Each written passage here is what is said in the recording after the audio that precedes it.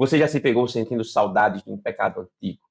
Você já percebeu como muitas vezes na memória esse pecado antigo parece ser menos pesado? Parece até ser um pouco mais doce do que ele realmente foi? A pergunta de hoje é crucial para a vida de todo cristão. Será que você tem romantizado o seu vício?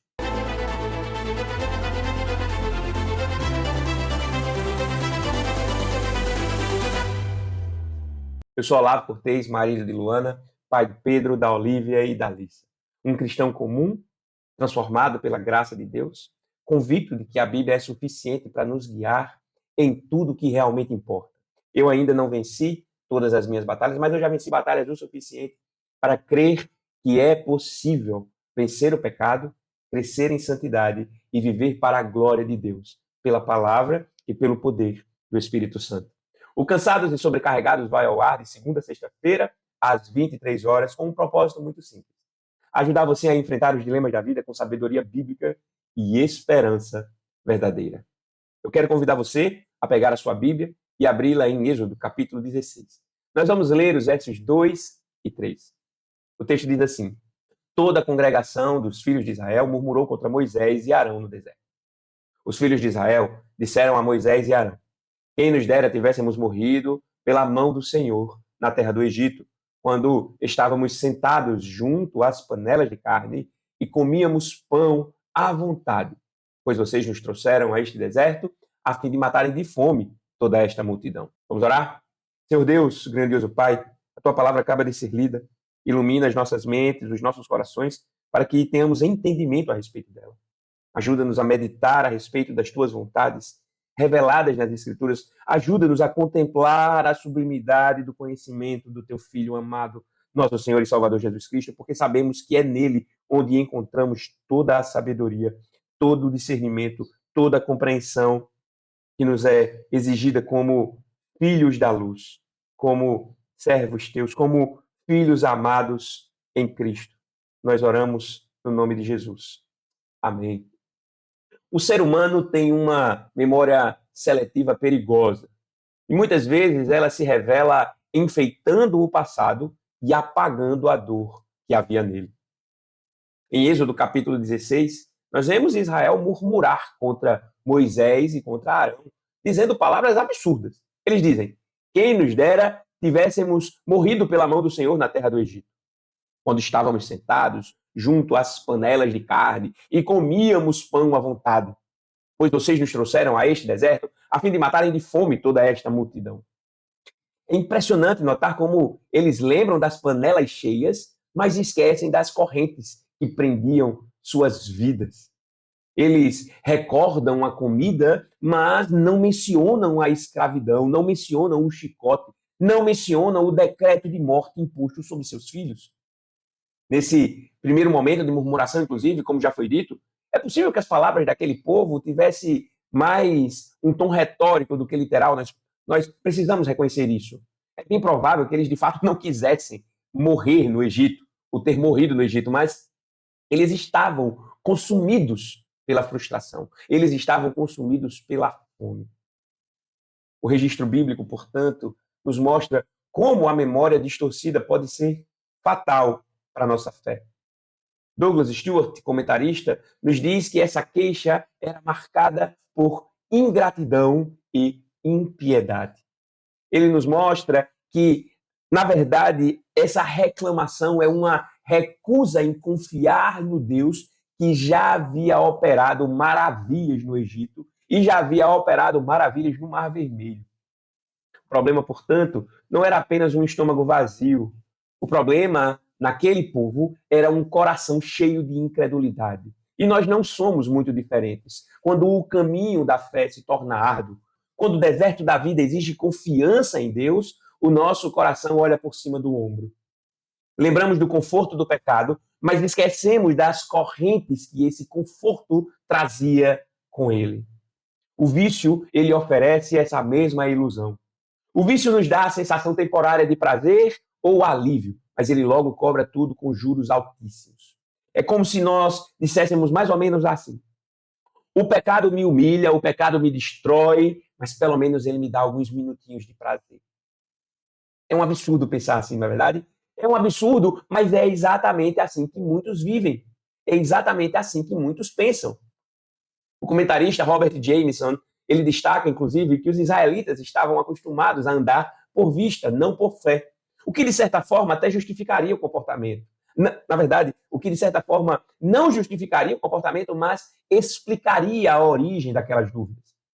Diferentemente, nós não vivemos por vista, nós vivemos por fé. Nós vivemos debaixo de uma revelação ainda mais clara, mas nós continuamos enfrentando o mesmo tipo de tentação. Quem nunca suspirou por trás do pecado, lembrando apenas do alívio momentâneo que ele trouxe? O homem retorna à pornografia porque se convenceu de que pelo menos ela vai lhe trazer alguns segundos de prazer. Ele retorna para a pornografia porque ele esquece da culpa, ele esquece do afastamento de Deus, ele esquece da vergonha que vem logo depois desse prazer. A mulher que desconta sua solidão em compras compulsivas só pensa no brilho de abrir a sacola, mas ela esquece a fatura do cartão, a dívida, a ansiedade que aguardam a sua existência depois que o brilho passa. E o brilho passa bem rapidinho. O jovem que busca no álcool um alívio passageiro para as suas dores, talvez esteja dizendo: ao menos eu esqueço dos meus problemas por algumas horas. Pelo menos eu saí de casa por alguns minutos. Mas a verdade é que ele ignora a ressaca, os vômitos, a dor, os relacionamentos quebrados, a escravidão que só cresce. É exatamente isso que significa romantizar o vício. É olhar para ele com os olhos embaçados, como se o vício fosse um amigo bondoso, quando na verdade é um carrasco cruel. Israel romantizou as panelas do Egito e esqueceu dos grilhões que acompanhavam aquelas panelas. Nós romantizamos a falsa sensação de conforto e esquecemos da escravidão espiritual. O caminho da liberdade não é fácil. A travessia do deserto exige fé, exige confiar em Deus quando não há um pão visível. Mas essa dificuldade não é sinal de abandono, essa dificuldade é sinal de propósito. Douglas Stuart destaca que Deus permitiu que Israel passasse pela privação justamente para ensiná-los a depender do Senhor. Assim também na vida cristã. A liberdade nunca vai ser construída sobre fantasias do passado. A liberdade só pode florescer e frutificar sobre o solo da confiança no Deus que já nos libertou. Portanto, a solução não está em idealizar o vício, mas em ser honesto quanto ao seu poder destrutivo, quanto ao Deus que é poderoso para libertar. A lembrança seletiva ela precisa ser substituída pela memória da cruz, porque foi na cruz onde Cristo quebrou os grilhões, foi na cruz onde ele nos deu o pão verdadeiro, foi na cruz onde ele mostrou que só nele há vida abundante. Um jovem, certa vez sendo aconselhado, costumava dizer que sentia falta das noites de farra, porque eram momentos em que ele mais ria e se sentia livre. Mas, depois de uma boa conversa, ele reconheceu que naquelas mesmas noites a sua consciência ardia em dor, seus relacionamentos eram feridos e o seu corpo ficava absolutamente destruído. Aquele jovem não sentia falta da farra, aquele jovem sentia falta de uma alegria genuína que o pecado nunca pôde dar. A diferença é crucial. Quando romantizamos o pecado, esquecemos que o que realmente buscamos só existe em Cristo.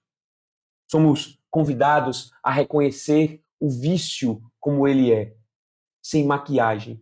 Esse é o convite das Escrituras. Talvez seja o momento de escrever a sua carta de rompimento com o pecado. Talvez tenha chegado o momento de listar cada ferida que esse pecado causou em sua vida, cada promessa que ele não cumpriu, cada ilusão que ele deixou no meio do caminho. E depois disso, olhar para Cristo. Porque enquanto o pecado promete pão e entrega corrente, Jesus declara: eu sou o pão da vida. Quem vem a mim jamais terá fome. Quem crê em mim jamais terá sede. É o que está escrito no Evangelho segundo João, capítulo 6, verso 35. Não romantize o seu vício. Lembre-se de que toda panela de carne no Egito vinha acompanhada com correntes. Lembre-se de que toda promessa de prazer fora de Cristo termina no deserto, termina na morte. Mas em Cristo, até o deserto se torna lugar de provisão. Em Cristo, até o deserto se torna lugar de esperança. Porque Cristo é o pão vivo que desceu do céu. Do ponto de vista prático, eu posso sugerir algumas tarefas que talvez ajudem você nessa jornada. Como eu falei, de fato, seja o momento de escrever sua carta de rompimento ao pecado. Liste o que seu hábito escravizador já causou de dor em sua vida. Liste as vergonhas, a destruição. E, nesse momento, não escreva nada genérico. Seja específico. Também, talvez seja um momento de compartilhar sua luta com alguém da sua confiança da igreja. Talvez você possa mostrar essa carta de rompimento com o pecado a um irmão ou a uma irmã que esteja capacitado a lembrá-lo da verdade das Escrituras quando a tentação vier. Chegou o tempo de construir memórias em Cristo. Toda vez que você sentir saudade do pecado, talvez seja importante ler João, capítulo 6, verso 35. Leia em voz alta. Agradeça a Jesus por ser o verdadeiro pão que sacia. Talvez memorizar o versículo 35.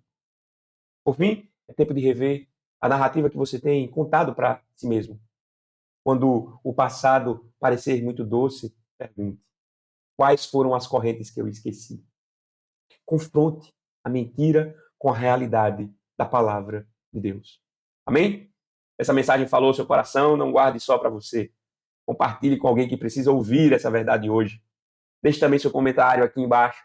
Pode ser uma palavra de gratidão, uma oração, ou até mesmo uma luta que você deseja colocar diante de Deus. Eu leio cada comentário e oro por você. E se ainda não se inscreveu, inscreva-se no canal, ative o sininho para não perder nenhum episódio. Não esqueça que amanhã, às 23 horas, tem mais uma dose de confronto e esperança. Porque enquanto o mundo dorme, nós seguimos lutando contra o pecado e vivendo para a glória de Deus, pela palavra e pelo poder do Espírito Santo. Um grande abraço, fique com Deus e até o próximo vídeo.